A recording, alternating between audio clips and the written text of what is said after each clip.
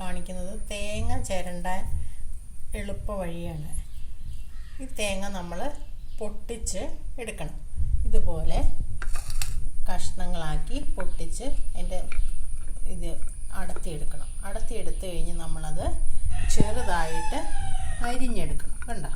ഇതുപോലെ ചെറുതായിട്ട് അരിഞ്ഞെടുത്തതിന് ശേഷം നമ്മളത് ഒരു മിക്സിയുടെ ജാറിലോട്ട് ഇടണം. മിക്സിയുടെ ജാറിൽ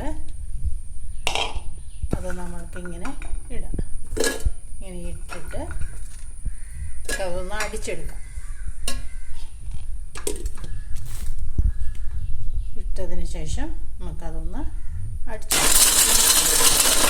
അങ്ങനെ നല്ലവണ്ണം 2-3 പ്രാവശ്യം അത് നല്ല ഇതായിട്ട് വരും.